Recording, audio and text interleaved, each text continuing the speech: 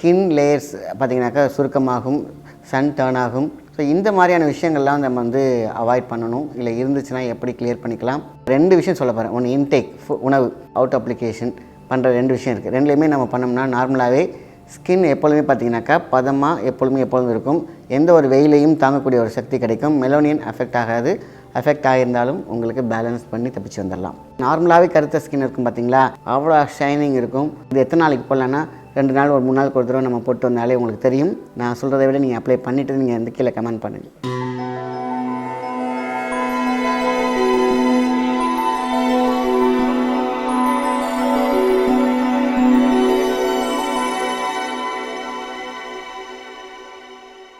வணக்கம், உங்கள் மாயன் செந்தில்குமார். இன்றைய பதிவு மிக முக்கியமானது. எல்லோரும் விரும்பி கேட்ட ஒரு விஷயம், அதுவும் வெயிலுக்கான சீசன் வந்துருச்சு. எல்லாம் வெயில் அலையணும். அவங்களுக்கு வந்து பார்த்திங்கனாக்கா மெலோனியன்லாம் பார்த்திங்கனாக்கா பயங்கர அஃபெக்ட் ஆகும்.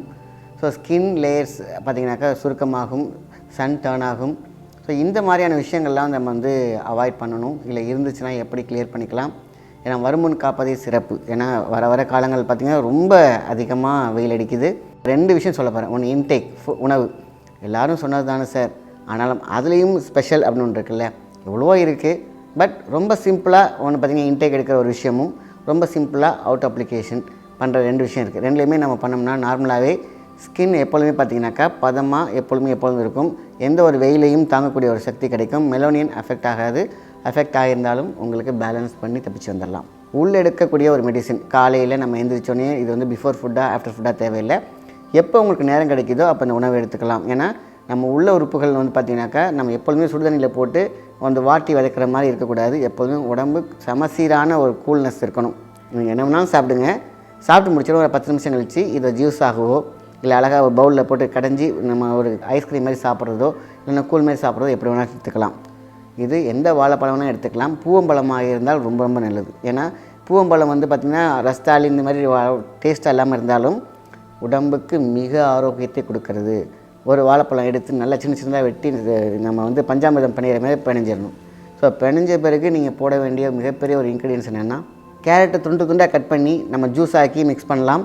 இல்லைன்னா பார்த்திங்கன்னா லைட்டாக தண்ணி வச்சு இந்த சட்னி மாதிரி ரெடி பண்ணுவாங்க இல்லையா, ஏன்னா அது ஜாம் மாதிரி இருக்க போட்டு அப்படியே மிக்ஸ் பண்ணி தேவையான அளவு இந்த நாட்டு சக்கரை இல்லைன்னா தேன் யூஸ் பண்ணி நம்ம அழகாக அப்படியே ஸ்பூன் ஐஸ்கிரீம் மாதிரியும் சாப்பிட்லாம். இல்லை ஜூஸாக போட்டிங்கன்னா தண்ணி ஊற்றி அழகாக உங்களுக்கு வந்து ஒரு ஷேக் மாதிரி மில்க் ஷேக் மாதிரி எடுத்துக்கலாம். இப்படி எடுத்தோம் அப்படின்னு கேட்டிங்கனாக்கா நீங்கள் வெயிலில் போனாலும் சரி போகாட்டினாலும் சரி நார்மலாக ஸ்கின் வந்து செம க்ளோ கொடுக்கக்கூடிய ஒரு அற்புதமான மஞ்சை வாழைப்பழம் ப்ளஸ் கேரட், இந்த 2 பேரும் சேரும் பொழுது மிகப்பெரிய ஒரு மெலோன் ப்ரொடெக்டரும் இருக்குது. மெலோனின் அழகாக இம்ப்ரூவ் பண்ணுறதுக்கான விஷயம் இருக்குது. உடம்புக்கு நல்லது, ஹீட்டை பேலன்ஸ் பண்ணி கொடுக்கும், வயிறுக்கு நல்லது, டைஜஷனுக்கு பிரச்சனை இல்லை. 2வது எல்லாமே மல்டி விட்டமின் இதிலே அடங்கிடுது. அழகாக குழந்தைங்களுக்கு, படிக்கிற குழந்தைங்க, ஸ்கூலுக்கு போகிறவங்க, காலேஜுக்கு போகிறவங்க உடம்பே ஸ்ட்ரெஸ்ஸே ஆகாது. காரணம் என்னென்னா அவங்க கூலாக இருப்பாங்க. எப்பேற்பட்ட ஒரு சூழ்நிலையும் சமாளிப்பாங்க, வெயிலை சமாளிப்பாங்க. அதேமாரி காற்று, தூசு, இது எல்லாத்துக்குமே வந்து ப்ரொடெக்ட் பண்ணும்போது நம்ம வாஷ் பண்ணால் மட்டும் போதும்.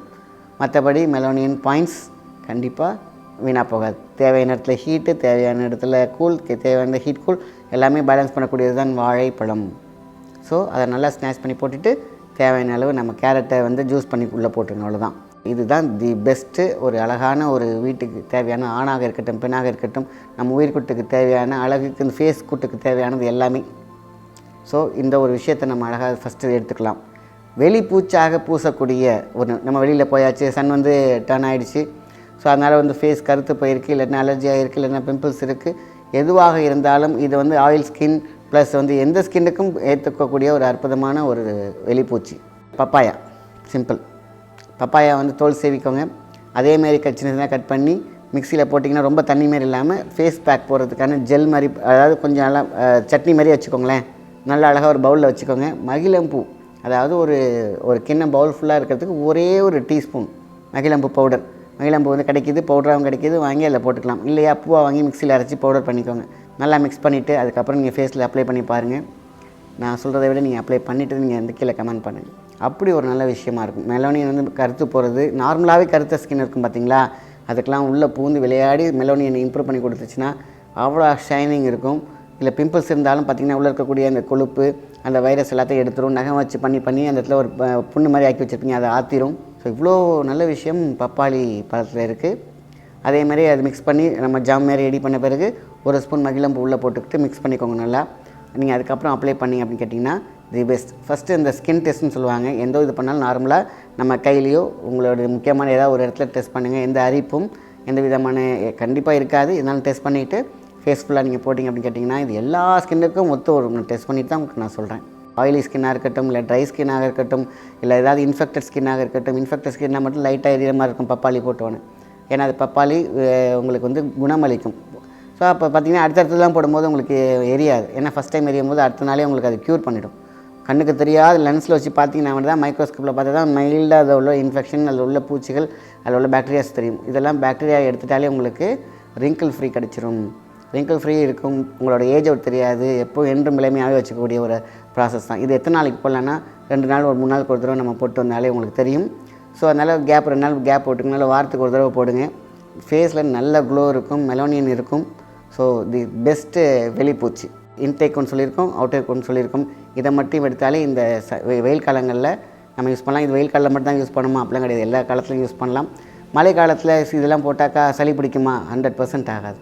அதான் சொன்னேன் இல்லையா, எங்கே ஹீட் தேவைப்படுதோ அங்கே ஹீட்டு, எங்கே சில்னஸ் தேவைப்படுதோ அங்கே சில்னஸ், எங்கே ரெண்டுமே தேடுது. அப்படியே அழகாக கிராஃப்ஸ் மாதிரி கொண்டு போகிற 2 ப்ராசஸுமே எல்லாருக்குமே எந்த விதமான பக்க விளைவுகள் இல்லாமல் அந்த காலத்திலே கடைப்பிடிக்கப்பட்ட ஒரு விஷயந்தான் இந்த சின்ன சின்ன விஷயங்கள்.